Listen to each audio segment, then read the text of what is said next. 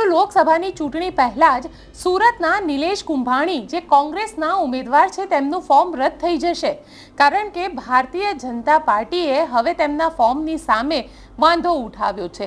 શું છે આખો મામલો જાણીશું આ રિપોર્ટમાં। નમસ્કાર, હું છું ગોપી ગાંગર અને આપ જોઈ રહ્યા છો નિર્ભય ન્યૂઝ। સુરતના કોંગ્રેસના ઉમેદવાર નિલેશ કુંભાણીના ફોર્મને લઈને હવે ભારતીય જનતા પાર્ટી દ્વારા વાંધો ઊભો કરવામાં આવ્યો છે।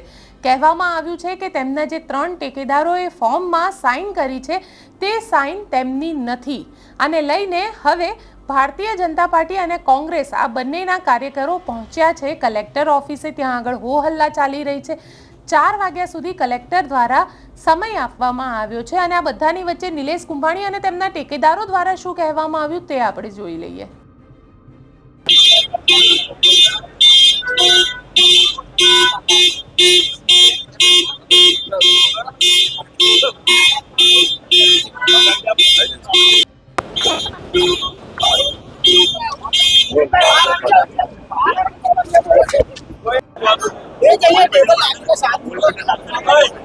તમે કીધું બધું ગોઠવી આપું, હું તમારે કઈ જરૂર નથી આ ધક્કા મુક્કા કરવાની।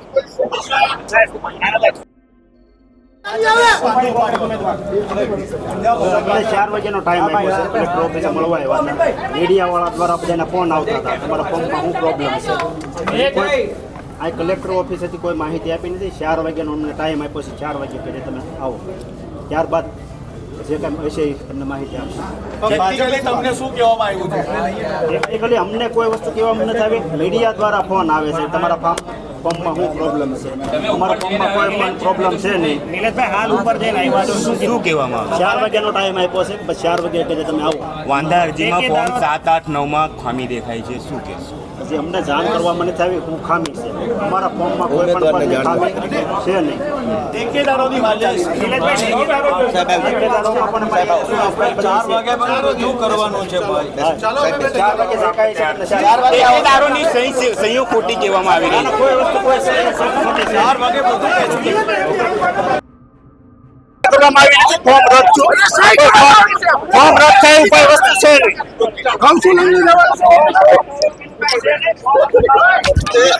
આરામ ગોપાલભાઈ, તમે આવો।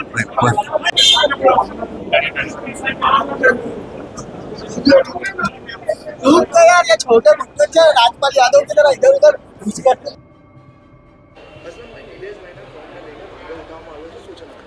આજે અમે બધા કામરેજ સભામાં હતા। શક્તિસિંહ ગોહિલ પ્રદેશ પ્રમુખ આવ્યા હતા, નિલેશ કુંભાણી પણ ત્યાં જ હતા। ત્યાં અમને ખબર પડી કે માજી ડેપ્યુટી મેયર ને ભાજપના સિનિયર નેતા એવા દિનેશ જોધાણીજી નિલેશભાઈ કુંભાણી અને એમના જે ડોમી ઉમેદવાર છે એમના ટેકેદારોને લઈને અહીંયા આવ્યા હતા અને એવી રજૂઆત કરી કે આ સિગ્નેચર અમારી છે નથી। હવે એ કેટલી વાત સાચી છે ખોટી છે અમે કંઈ સત્તાવાર જાણતા નથી, પરંતુ અત્યારે અમારા ઉમેદવારશ્રી કલેક્ટરશ્રીને મળવા ગયા હતા। એમને 4 વાગે એમને બોલાવ્યા છે। 4 વાગે એમનો શું હુકમ આવે છે એના પછી અમે આગળ શું નક્કી કરીએ જોઈએ। અત્યારે કલેક્ટર ઓફિસ જે છે ચૂંટણી પંચના કાર્યક્ષેત્રમાં આવીને કામગીરી કરી રહી છે। અમે એટલી જ વિશ્વાસ અપેક્ષા રાખીએ કે ચૂંટણી પંચના કાયદા મુજબ નિયમ મુજબ કલેક્ટર કચેરી કામ કરે, ભારતીય જનતા પાર્ટીના રાજકીય દબાણમાં નહીં કરે। ભારતીય જનતા પાર્ટી તરફ એમ કહેતું કે અમારું સંગઠન પેજ પ્રમુખ સુધીનો મજબૂત છે। 2019માં 5.5 લાખ મત કરતાં વધારે મતોથી જીત્યા હોય, 2022માં 7 વિધાનસભા જીત્યા હોય, તો એવો અત્યારે એવા તો શું હાર ભાગી ગયા છે કે લોકોનો રોષનો સામનો કરવો પડી રહ્યો છે કે એમને એવા કાવા દાવા કરીને ફોર્મ રદ કરવાની તજવીજ હાથ ધરવી પડે છે। એટલે ભારતીય જનતા પાર્ટીના આગેવાનો હાર સાંખી નહીં શકતા હોય એના કારણે આવા એનકેન પ્રકારે પ્રયાસો કરી રહી છે। અને બીજી વાત કહું કે અમારી એટલી જ વિનંતી છે કે ચૂંટણી પંચ એવો કોઈ નિર્ણય ન લે કે સુરત સહિત સમગ્ર દેશની પ્રજા પર ચૂંટણી પંચ માટે શંકાઓ છે। જો મામલામાં કંઈક તો ફરિયાદ થઈ છે તો જ તમે બધા પણ ઊભા છો ને અમે પણ આવ્યા છે। હવે 4 વાગ્યાની રાહ જોઈએ શું છે હુકમ આવે પછી આગળ વધીએ। અત્યારે હું કશું બોલી શકું એમ નથી, સોરી।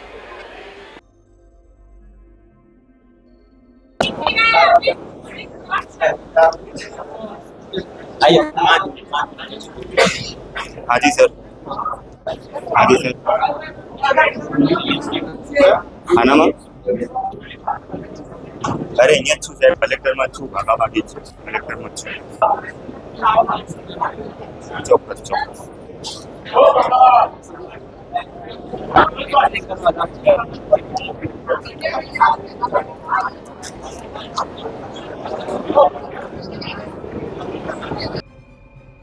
કલેક્ટર ઓફિસે મળવા આવ્યા હતા. મીડિયા વાળા દ્વારા બધાને ફોન આવતા હતા તમારા ફોર્મમાં શું પ્રોબ્લેમ છે. કોઈ આ કલેક્ટર ઓફિસેથી કોઈ માહિતી આપી નથી. 4 વાગ્યાનો અમને ટાઈમ આપ્યો છે. 4 વાગ્યે ઘરે તમે આવો, ત્યારબાદ જે કંઈ હશે એ તમને માહિતી આપશે. ટેકનિકલી તમને શું કહેવામાં આવ્યું છે? ટેકનિકલી અમને કોઈ વસ્તુ કહેવામાં નથી આવી. મીડિયા દ્વારા ફોન આવે છે તમારા ફોર્મમાં શું પ્રોબ્લેમ છે. અમારા ફોર્મમાં કોઈ પણ પ્રોબ્લેમ છે નહીં. હાલ ઉપર શું કહેવામાં 4 વાગ્યાનો ટાઈમ આપ્યો છે. પછી 4 વાગ્યે ઘરે તમે આવો. વાંધા અરજીમાં ફોર્મ 7, 8, 9 માં ખામી દેખાય છે. શું કે જે અમને જાણ કરવામાં નથી આવી શું ખામી છે. અમારા ફોર્મમાં કોઈ પણ પ્રકારની ખામી છે નહીં. ઠેકેદારોની વાત ચાલી છે. ઠેકેદારોમાં પણ અમારે સુરેશભાઈ બધા છે.